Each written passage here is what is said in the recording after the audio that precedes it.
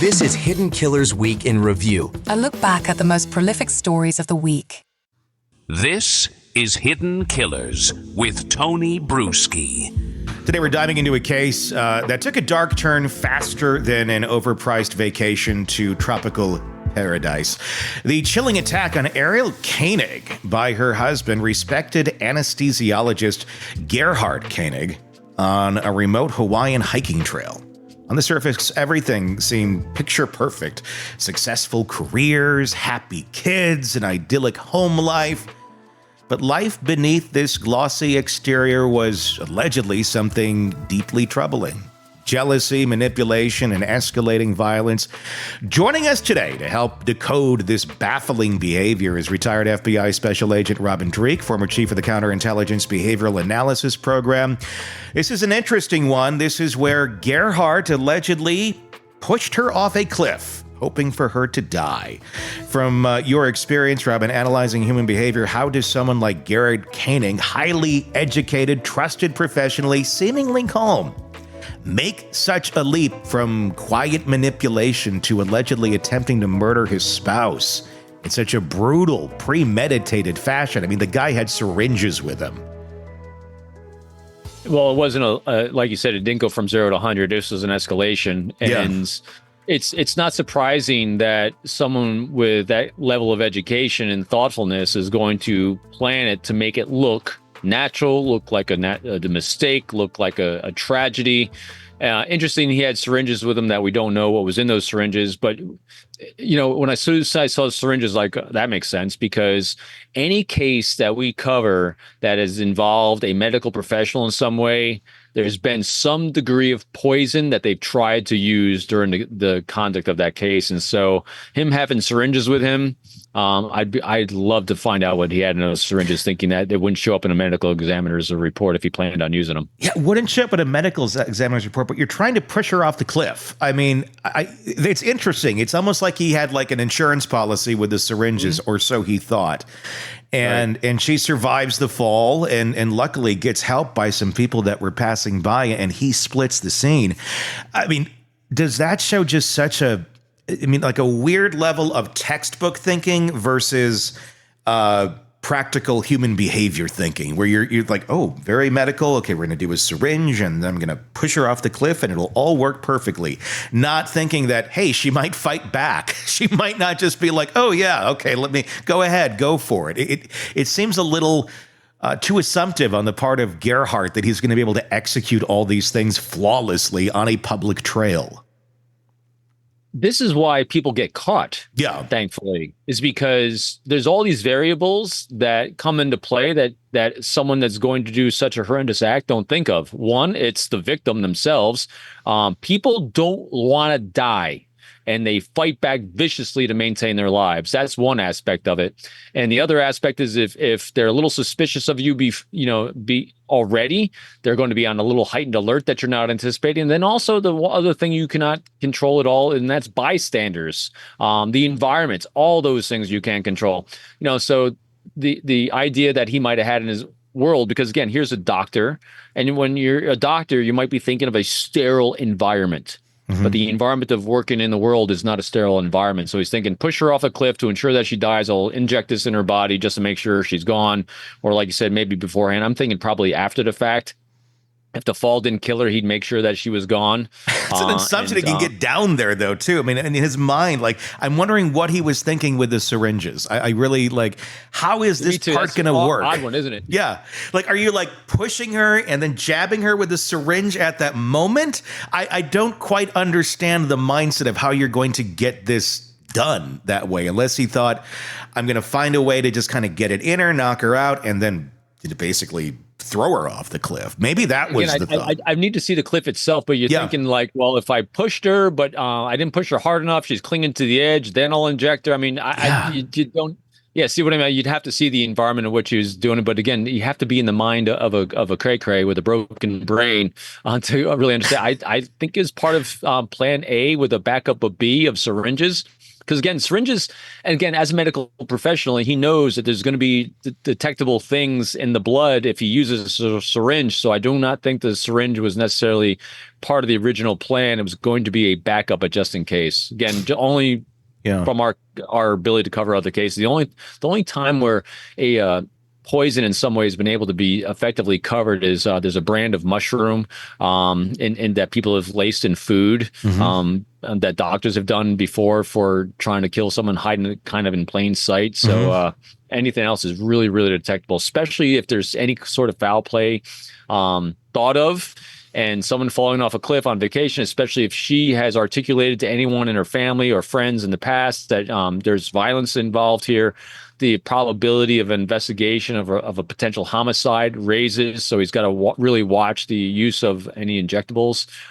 See what I mean? So there's a lot of variables. I don't know if he was considering or not, moron. Well, it makes you wonder what else are they going to find here? They obviously found his stuff, and they found the syringes, but I'm wondering. I mean, with something like this, where he literally just tries to push her off the cliff, do you think they're going to find a trail? Do you think they're going to find any sort of digital evidence? Is this guy going to be one of those that Googled a bunch of like how to push your wife off a cliff and not get caught or things like that? Or is this going to be one of those to where it's just like all the evidence is in the bag? That's it. It's the syringes and his hands. Or do you think there's going to be some sort of stream of consciousness that we're going to find of online searches here? Probably. I mean, I hate laughing about this stuff, but it's, all I'm thinking now is like Koberger, did he buy this, here he is a medical doctor, but he bought the syringes on Amazon. Yeah. Well, yeah, I'm sure they're going to look for that. Like, where did you get them? But if he's a medical doctor, he probably just took them from his practice, I'm guessing. So here's what we're probably going to see. We're probably going to see a spike in behavior of an escalation from what he was doing in his life and online searches and social media and things like that. And all of a sudden, there's going to be this moment when he starts doing really stupid, weird things that are coinciding with this trip coming up that they're going to be able to zero in on. I mean, just the probability of that is really, really high because for some reason, whether you're super educated or not, we keep seeing this in cases. We've seen a lot of doctors do really stupid things when it comes to doing things like this. They're thinking of the event itself, of the murder itself, without the events leading up to it. They think they can hide it in an accident, they can hide it in a suicide, they can hide it in an adjustable by mistake, and so they're not focusing on the fact that someone might take a deeper look at you because you're full of the cray-cray. I love that you're using the word cray-cray. You've used it twice now in this segment. I know. This guy's nuts. Because sometimes, it's a little easier to joke about this one because she's still alive. Yeah. But, oh, yeah, this is I got a lot of other words I want to use for him, but this is a broken brain moron. This doesn't seem like a thrill kill. This doesn't seem like, an alleged Koberger type thing where it's I'm doing this to feel. It seems more like you're inconvenient for me, and what I want to live, how I want to live my life is going to out-trump anything that you want, and I have no empathy for other human beings. Or maybe just this person for whatever reason. That gets to motivation. Do you think we're going to find that there's another woman here or man or whatever, some other romantic relationship going on as motivation for getting rid of her? Or do you think we're going to see just frustration in a relationship? And rarely do we see that where it's just, I'm frustrated, I want you gone. It's more like there's someone else that they want to get to. And not have this person over here that's going to cause issues with child support or anything like that. So probability of another person, extremely high if we're looking at stats. Another possibility is I'd be curious about his level of debt that he has and whether she had a life insurance policy. That's another one.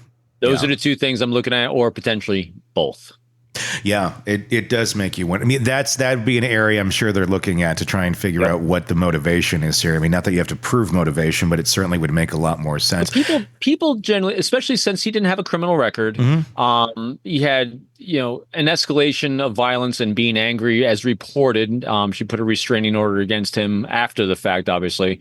But I think that there's going to be an external factor that brought him to this point of thinking that this was a great decision and a great idea, that I think is going to be an outside motivator for the action. And as we've seen in past cases, the only two things that are really striking me on this one is an outside relationship. But an outside relationship itself wouldn't necessarily say I need to kill this person, because you can just divorce this person. So there's going to be some other mitigating factor in there. And the only other thing we've seen that are motivators in cases like this is child custody issues and life insurance policies for debt. If there is another person, do you think they're surprised by this? or do you think that they may have known? Nudged them in this direction? Yeah, I mean, it'd be a weird one, because I guess you'd have to assume that he wasn't going to get caught, or maybe his thought was he won't get caught and he'll just use his story. Oh, we were out there and I was going to leave her, but it just happened to work out so well that she fell off the cliff, and thinking that the mistress, if there is one, will believe it. Or, I'll fix the problem and just leave it at that. And then suddenly she falls off a cliff. So for some reason, he's got to think he was going to benefit from her being dead, not just gone and divorced and out of his life, but just dead. And so the only thing I can think of really that people in general from a stats, that her being dead would benefit would be an insurance policy. Yeah. I could see that. House or dower. I mean, there's lots of possibilities, but I think there's got to be a financial motivation in there. We always try to understand the psychology of these people. He'd been in this relationship with her for quite some time. I believe, if I'm correct, around 10 years-ish, I believe. So it wasn't like this is a brand new relationship, but he had been previously married as well for about 15 years, had kids with another woman. And I found this part curious because I did a little research on it, and I'm not going to name her name because I'm not trying to shame her or anything of this nature. But I found it curious that after they divorced, she became a sex worker and actually writes a article about it in a newspaper about the industry. She even has a podcast about it. Like she's owning it. She's like proud of being in that area.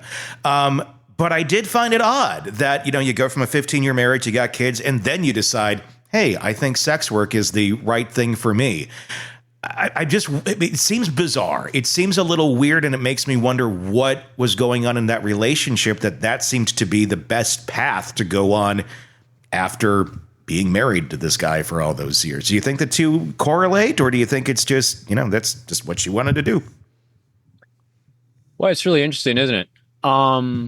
I'm thinking, so I'm not thinking about him in this point of view from his optic. I'm looking at the ex-wife's point of view and optic. So you don't go from zero to sex worker. You go, as part of her life arc and the behaviors that are acceptable and normal and healthy to her and her point of view, and that she was acting in what she thought was her own best interest. But it goes to the point also of the type of men she chooses to have in her life. Yeah. And he was one of them. Mm-hmm. And so I think it's a pattern of behavior that I think her choice to be with him and married to him for a period of time says a lot about who he is and the type of man he was to her, looking at the type of men that she's attracted to. Mm-hmm. Yeah, I mean, it really makes you... Yeah, so... It's a weird, incongruent piece of the puzzle that's like, huh?